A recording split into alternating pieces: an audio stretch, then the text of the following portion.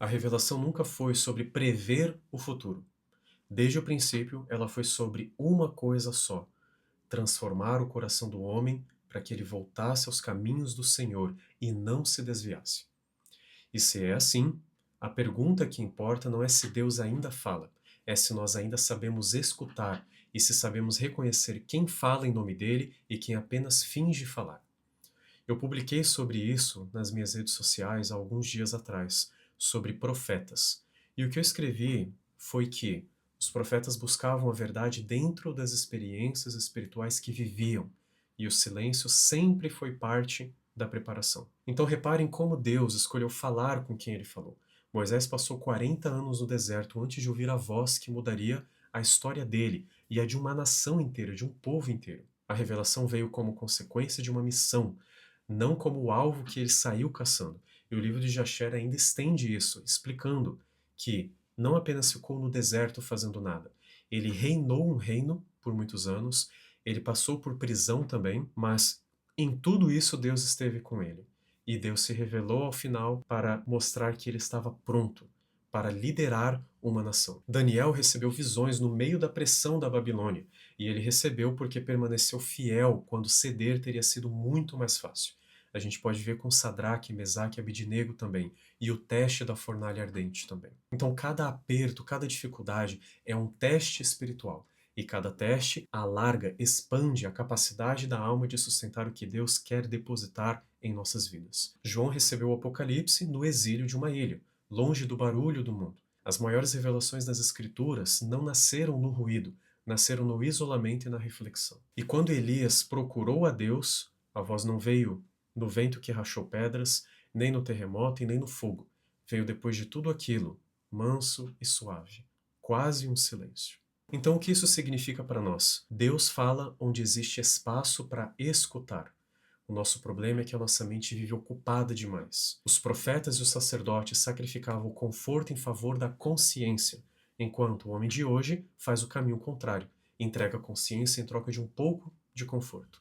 O maior ruído não está no mundo lá fora, está dentro da nossa própria cabeça. É a voz do personagem, a máscara que nós construímos para sobreviver e que agora abafa tudo, inclusive a voz de Deus e as revelações que ele deseja dar por meio de profetas também. E é essa máscara que precisa ser subjugada. O que o Zohar chama de tikkun, a correção da alma, começa nesse ponto, onde a gente desce até o padrão quebrado para a gente reconstruir a partir do fundamento original. Silenciar a nossa boca é muito mais fácil do que silenciar o ruído da nossa própria mente. E essa é a disciplina que muitos homens nunca aprendem. E interessante, porque foi por isso que na Tanakh, ouvir a Deus sempre exigiu jejum, oração, estudo e silêncio. Não como uma exceção, mas como um modo de vida de quem leva a sério. Nós não temos o costume de levar a sério uma série de treinos na academia, uma dieta, quando vai assistir uma série, quando vai assistir um filme, quando a gente vai fazer algum passeio, alguma viagem, qualquer coisa, a gente não leva a sério isso. A gente tem que levar a sério da mesma forma o mundo espiritual, o trabalho espiritual que nossas almas devem fazer. O espiritual é 99%, enquanto o mundo material é 1%. E eu continuei dizendo que nós desaprendemos a permanecer. E é por isso que o verdadeiro milagre nunca esteve em ouvir a voz de Deus. O milagre está em obedecer quando essa voz contraria exatamente aquilo que você queria ouvir. A revelação de Deus exigia caráter antes de exigir capacidade, porque Deus não entrega peso para quem ainda não tem estrutura para carregar, e a Bíblia confirma isso. Então Deus nunca parou de falar. Ele nunca parou de falar com você em nenhuma circunstância, nem mesmo naquele momento onde você pode ter se sentido completamente sozinho. Fomos nós que desaprendemos a permanecer em silêncio, tempo suficiente para escutar. Nós criamos ouvidos seletivos, ficamos com a parte que agrada e fingimos que o resto não foi dito. E foi essa liberdade que Yeshua prometeu na palavra de Deus quando disse que conheceríamos a verdade e a verdade nos libertaria. Diante dessa publicação, o perfil fez um comentário sobre. Ele disse que os profetas não são mais do que algoritmos do tempo deles. Se eles percebem bagunça, eles falam de ordem. Se o crente está descrente, o profeta fala da vinda de sinais maravilhosos. E profetas e profeteiros é o que mais existem. E eu preciso afirmar uma coisa: ele acertou em dizer que profeteiro é o que mais existe. Mas ele jogou tudo dentro de um nome só. E as escrituras claramente não fazem isso. Elas separam 3 tipos, e saber separar é o que vai proteger você, a sua família, suas gerações, de continuar a ser enganado. Existe o primeiro tipo, a raça de víboras, e foi assim que os líderes religiosos daquele tempo foram chamados nos evangelhos. Gente que aparentava piedade por fora e vivia distante da verdade por dentro. Mateus registra isso mais de uma vez, capítulo 3, o 12, o 23 também. A piedade de fachada nunca foi uma profecia vinda diretamente de Deus. Pelo contrário, Deus condenou. E existe o segundo tipo, o que inventa bênçãos. Esse só sabe anunciar coisa boa, sinal, maravilha, prosperidade fácil, mas leia o texto, as sagradas escrituras, e você vai ver que Deus levantou profetas muitas vezes para anunciar juízo, justiça, arrependimento e consequências, maldições que vinham proveniente da desobediência à aliança que Deus havia feito com os nossos antepassados. Nós podemos ver isso em Deuteronômio 28, e foi o que fez os profetas Jeremias, Isaías, Ezequiel, Amós. Um homem que só sabe profetizar aquilo que agrada os seus ouvidos não está te entregando a palavra de Deus. Está apenas te vendendo o que você quer comprar, está juntando uma plateia. E existe o terceiro tipo, o que profetiza segundo Deus e segundo as Escrituras. Esse é o único que merece os seus ouvidos e a sua atenção. E para discernir, existe um teste simples e implacável. A todo aquele que vier profetizar em nome de Deus, procure a confirmação das Escrituras antes de acreditar em uma só palavra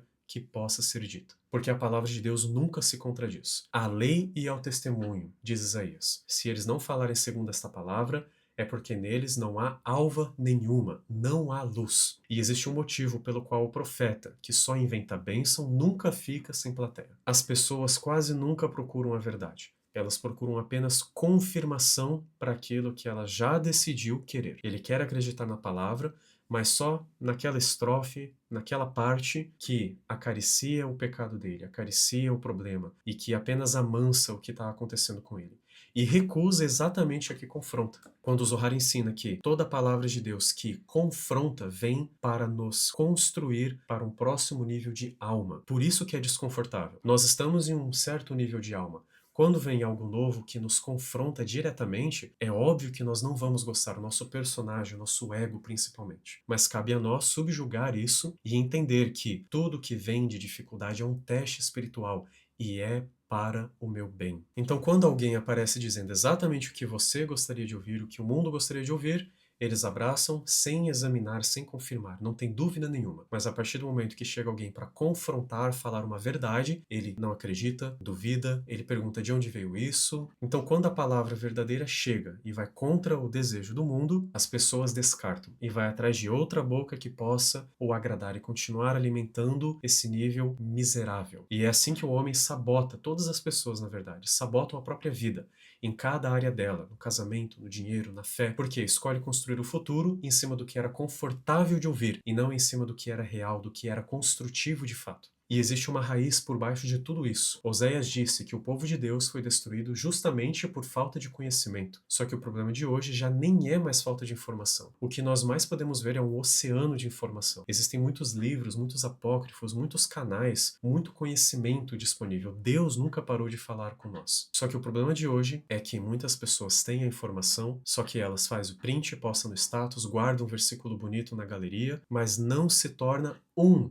com aquilo. E no pensamento hebraico, conhecer, o verbo yada, nunca significou apenas saber uma coisa de cabeça. Significa conhecer de forma íntima, experimental, ao ponto de você se tornar um com aquilo que você conhece. O conhecimento das Escrituras não foi feito para aumentar a sua coletânea de informação. Foi feito para transformar quem você é e o modo como você vive. Profeta de Deus existe até os dias de hoje, o da serpente também, mas Deus não te deixou desarmado no meio dos dois. Ele nos deu a lei e o testemunho, a escritura inteira como uma ferramenta para nós discernirmos o verdadeiro do falso. Lembre-se da palavra: amados, não creiam em todo espírito, provem os espíritos para ver se são de Deus, porque muitos falsos profetas já se levantaram no mundo. E sobra, por fim, apenas uma escolha, ela é totalmente sua e sua responsabilidade somente. Permanecer na verdade, mesmo quando ela confronta o que você deseja, ou ficar com aquilo que é mais confortável para você. E é aqui que está o ponto, que os patriarcas e grandes líderes de Israel vieram confirmar. O homem não foi criado para viver escravo do próprio ruído